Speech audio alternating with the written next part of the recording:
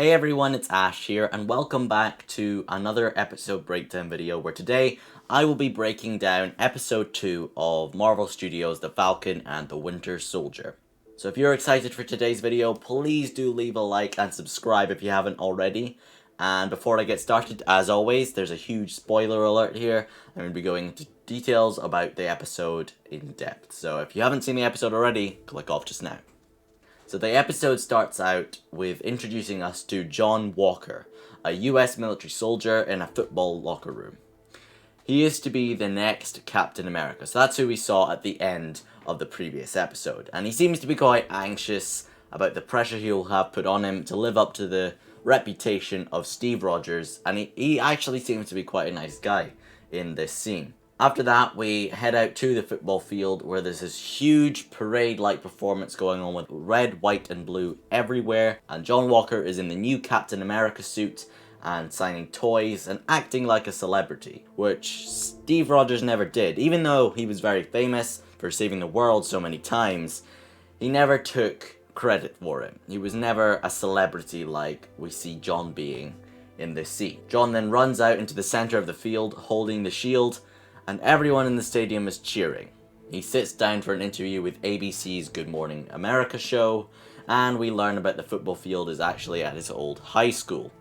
And we also learn that he has served in the military for a long time, and he's gained promotion and medals, and he seems to be like the perfect guy for the job to the US military. But to me, and possibly you guys as well, he doesn't seem like a Captain America at all. He seems like he loves being in the spotlight. And we also see Bucky watching the interview, and he seems so heartbroken and soul distraught. And someone else is trying to be who Steve was and using the shield that was given to Sam. And after he's seen this interview, Bucky goes to find Sam, and he tells him he's made a huge mistake by giving the shield away, and he gets really angry about it, and you can see it's upset him a lot. And Sam tells Bucky about the Flag Smashers that we saw in the previous episode, and his next mission to Munich. And Bucky demands to go on the mission with Sam. So finally we're seeing Bucky and Sam on a mission together. So they fly to Munich, and they both jump out of a plane. And Sam, a little easier than Bucky, let's just say that. And they are both in this rundown building looking for Sam's targets. Sam mentions to Bucky about his time in Wakanda, and he says he comes out as the White Panther.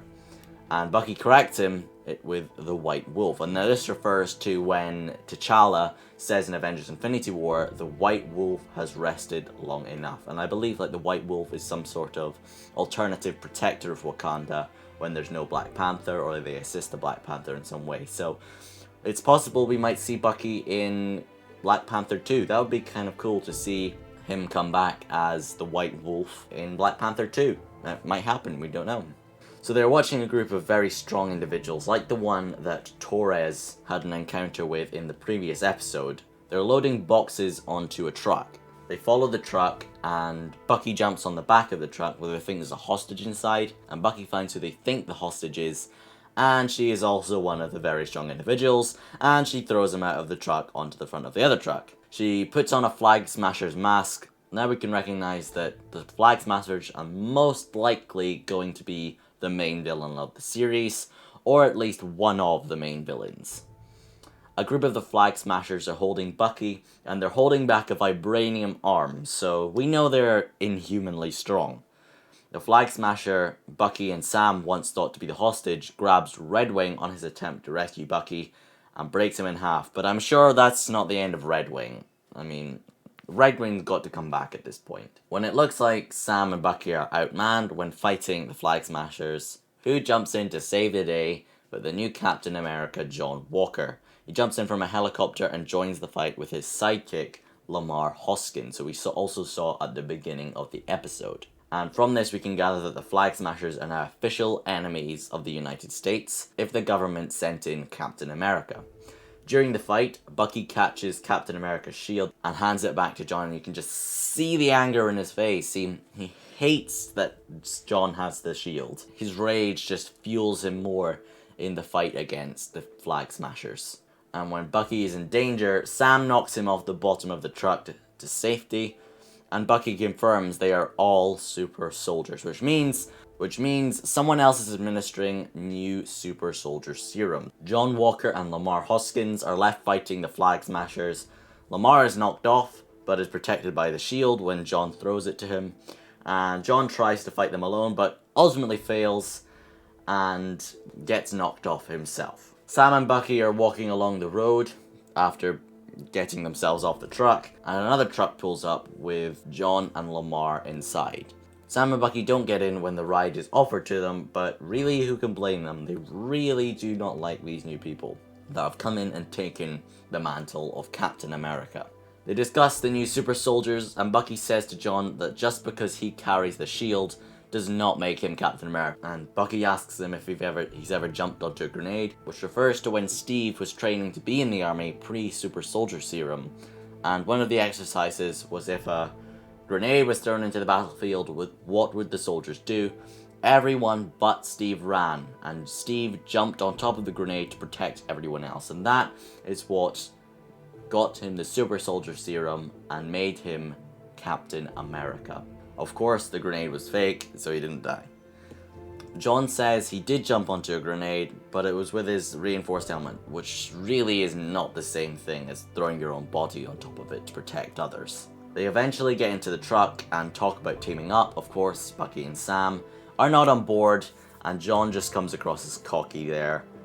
And it is also revealed that Lamar Hoskins' superhero name is Battlestar. Bucky gets out of the truck and John assures Sam he is not trying to replace Steve, just trying to be the best Captain America he can be.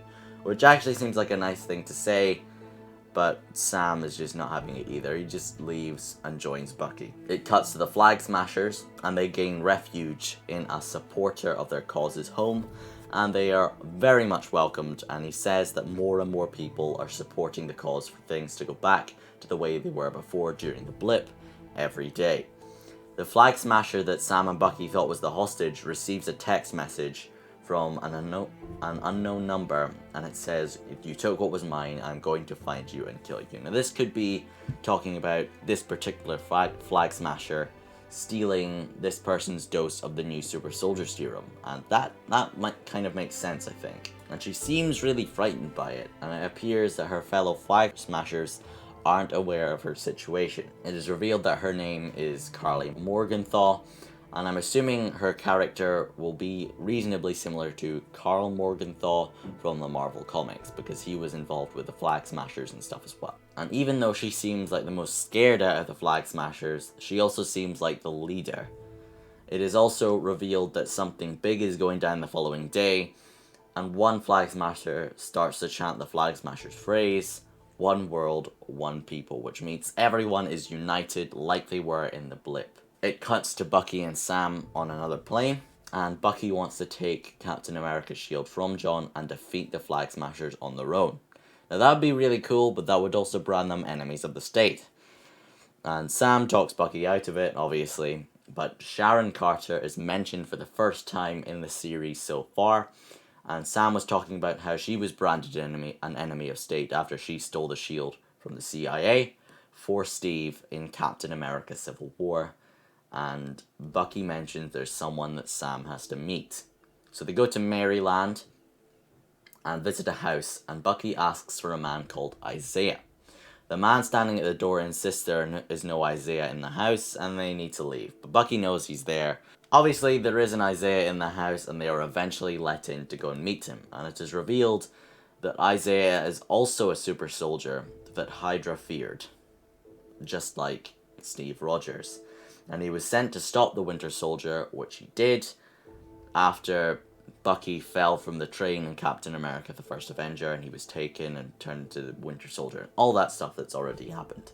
And Isaiah really does not seem happy to see Bucky again, and says that after his heroic acts, he was put in jail, and tests were ran on him, most likely because they wanted to recreate the super soldier serum that Abraham Erskine designed. Sam and Bucky are forced to leave, and a police car pulls up in front of them. Sam is asked for his ID, even though he didn't do anything wrong, and the officers realize who he is and apologize. So that's kind of comparing to the real world situation. But Bucky missed his therapy session and is arrested. So at the police station, Dr. Rayner, who is Bucky's therapist, who we saw in the previous episode as well, arrives and she meets with Sam and Bucky. And Bucky's let go from his cell, and it's all because of John Walker, who authorized for Bucky to stop his therapy sessions and let out of jail. They have to do a finishing therapy session though, and Sam and Bucky go into some couples therapy style session, and it's quite funny to see Sam and Bucky in that setting. And obviously they both leave, and they meet John and Lamar outside, and John confirms that Carly Morgenthau is the leader of the Flag Smashers, like I mentioned previously in this video. Sam and Bucky separate from John and Lamar, and John becomes really unfriendly towards them. Like, he doesn't care about them. He just wants his spotlight. He wants to be in the spotlight. He wants everyone talking about him and how he's the hero. It's like he's starting to become someone more villainous than he appears. I feel like there's something dark going on with John Walker. I don't know, that just might be because it's Marvel and there's so many twists and turns. It cuts to the Flag Smashers loading boxes onto a plane, and one of them says that the Power Brokers men have found them, and I think that they are most likely the people behind the text message that Carly received earlier on in the episode. And one of the Flag Smashers stay behind and hold off the men so they can escape. The Flag Smashers shot dead, and the plane gets away. But the so-called Power Brokers men, they appear to be soldiers in camouflage suits, and they say for the Flag Smasher to freeze, so they obviously just want him to stop, and they don't want to shoot him, but they end up having to protect themselves.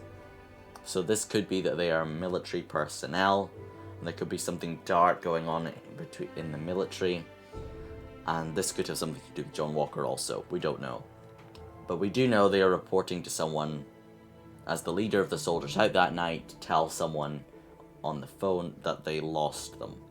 So I think we'll meet that person later on in the series. Now finally, it gets back to Sam and Bucky leaving the police station, and they decide to visit Helmut Zemo in prison because he knows Hydra's secrets and about the Winter Soldier program, and he could probably shed some light on how there are more super soldiers running around in the form of the Flag Smashers, or at least know how they could find out more. And the episode ends showing Zemo in his cell, and I believe it's Berlin he's in, from what the episode shows. But that is the episode. I think I've pretty much covered everything important in that episode. If you do believe I've missed anything out, please do leave it down in the comments below. And if you did enjoy, please do leave a like and subscribe if you haven't already. I am trying to get an episode broken down in a video every week for the Falcon and the Winter Soldier, and I think I'm doing alright so far, but I'm going to keep at it because you guys seem to be enjoying these, and I enjoy doing something different as well. So thank you guys for watching, and I'll see you in the next one. Bye!